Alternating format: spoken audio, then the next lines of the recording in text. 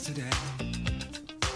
Welcome back to the Dennis Miller Show, 866-509-RANT. We continue to touch Indians as we go to the phone lines with Marshall from Florida. Marshall, what's up? I don't know if you're aware of it or not, but this is a fact. About a year ago, an officer, military officer, I think it's a lieutenant colonel, refused to serve until he saw Barack Obama's birth certificate. He's now in prison and been in prison now for about a year. Yeah, I did see that story. Yeah, that's fact. You can look it up.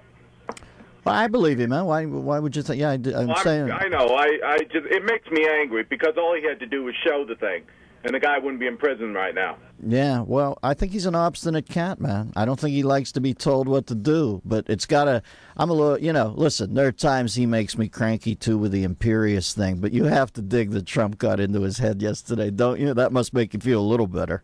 I love what Trump's doing to him. me too, and when Trump says to the press, I'm doing your job for you, oh, nothing makes me laugh harder. Standing up to a man. Yeah? He's not letting the press, boss him around. Yeah, you're right, Marshall. Yeah, I feel your anger a little, man. It's frustrating, a lot of this crap, but not the living in Kenya. All that's missing the point. Listen, folks, thank you, Marshall. There's half of us out here.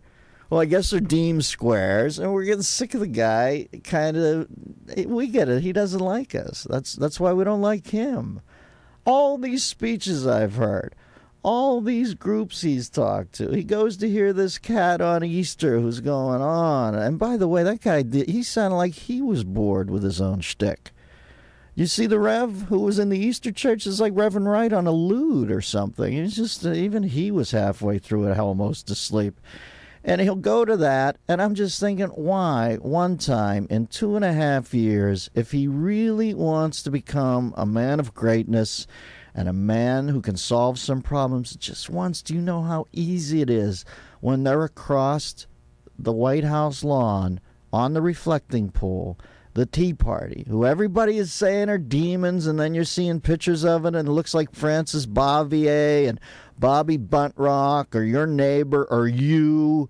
Why does he just come over and drop in and say, why can't it just be, hey, I asked to talk to you. I got to pull this country together, and I guess we're butting heads a little. I came over to tell you where I'm at. I can't change everything I believe to be exactly like you, but this whole thing about us being polarized is not going to work. So I was watching the TV. I was flipping through. I saw that you were having your thing. I heard the noise anyway. And I thought, I'll go ahead and say hi to them. They're my constituents.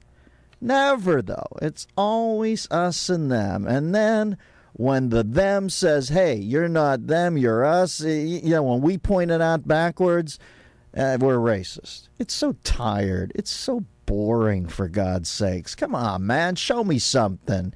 You're a sharp kid. I can tell you got it in you. Make an overture. You're the president of the United States. Let's hit the word united. You got to bring this together. Now, you can rail at Bush all you want, but Bush made overtures towards the other side. They smacked him in the face with a bat when he did. He was stupid. They wouldn't do it.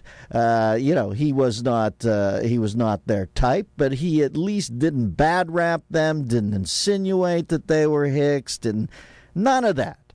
This guy does. And then when we react to it like anybody does and say, hey, I don't want the rolled up newspaper all the time. I'd like the biscuit. When we react, we're the Klan. Beautiful. Good dialogue there. Thank you for bringing us together. Back after this Dennis Miller Show.